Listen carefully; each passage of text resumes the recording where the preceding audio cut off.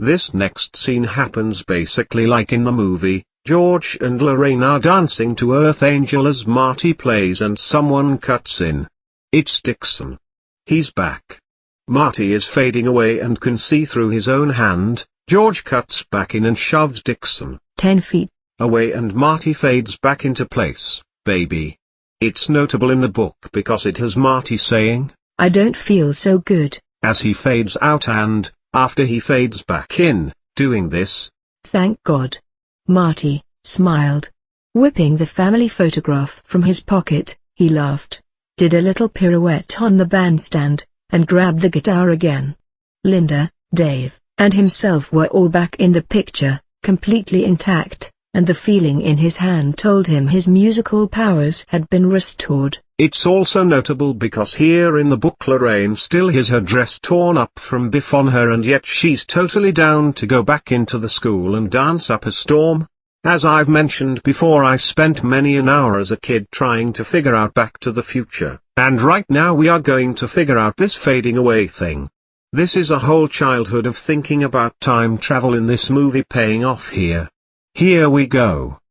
To buy into Back to the Future, you need to accept not only that time travel exists, but that there exists a meta-time, because changes to the timeline themselves take time. Marty stops his parents from meeting and rather than disappearing right away, he has a week in 1955 to sort this out before the consequences of that become critical. In other words, whatever change you make to the timeline ripples through it like a wave in a bedsheet, altering things as it goes, and you've got until when that wave catches up with you to fix things if you've done something dumb like prevent yourself from being born. Interesting aside, one cool thing we get from this theory is that a more minor change Marty made in 1955 could have affected him greatly in the future. It's a shame he didn't put any money in a bank account when he was there because midway through his week in the past he could suddenly discovered a way to get rich. Page 222. In the movie, to celebrate everything being awesome again, Marty plays one last song. And in doing so he gets two Wham lines back to back. Alright, this is an oldie, but well, it's an oldie where I come from. Alright guys, listen to the blues riff and B, watch me for the changes and try and keep up, okay? That oldie where I come from line is one of the few, whoops I'm in the past lines that Marty has in the movie, so it's not as tired as it is in the book, and it works there. Book Marty says this instead. Marty decided that there was time. "Well, all right," he said. "You guys will just have to follow me on this one." Stepping to the microphone, he said, "We're gonna do one more. Where I come from, they call this rock and roll." And yes, Gipe used italics for rock and roll, including the one on the quotation mark for some reason. It's a worse line, but after this the book actually improves on this scene, incredibly. The movie has Marty say blues riff in B and then wham. The entire band is playing Johnny Be Good like they've done so for years. It's amazing, and as a kid, I spent a lot of time trying to figure this out. How was it possible that everyone knew what notes to play and when to come in? The backup guitar and drums both hit a beat at the beginning of the song without any communication whatsoever. Anyway, rather than 18 paragraphs of logic, the bottom line is yeah, it turns out it is impossible, and the book actually addresses that. Here, Marty doesn't play Johnny Be Good, he just plays generic rock and roll, which makes this instantly a lot more plausible. And he coaches the musicians. He hit a guitar riff, took a beat and then looked at Jordan.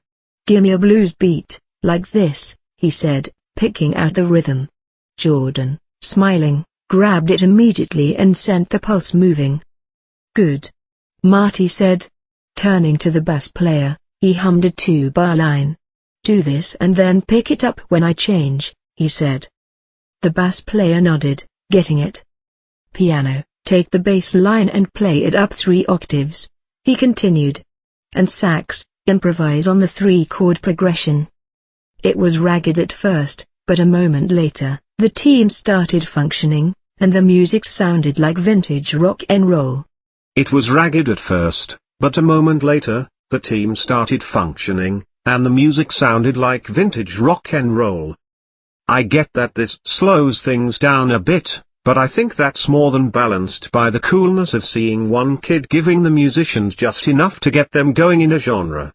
It's that same sort of low-hanging fruit, let's just skip to the results idea that I had in my head with my time travel cheat sheet print, skip the work, get the results.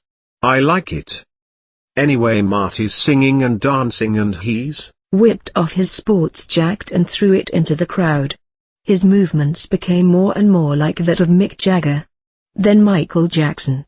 Then he drifted into pure heavy metal, putting his guitar next to the amp so as to generate feedback. And unlike the movie, where he loses the audience, here in Booktopia everyone loves it. Except Strickland. Only one face remained cold and unaffected by the new sound, that of Gerald Strickland. Just when you think they can't get any worse, he muttered to himself, they turn around and find a way to get worse. And I love that big in the 80s trope of kids showing a stuffy old dean/authority figure how to party, so thumbs up to this. My friends. George, dancing breathlessly with Lorraine, felt a new spirit moving through him. He'd finally done something right and the evening seemed magical.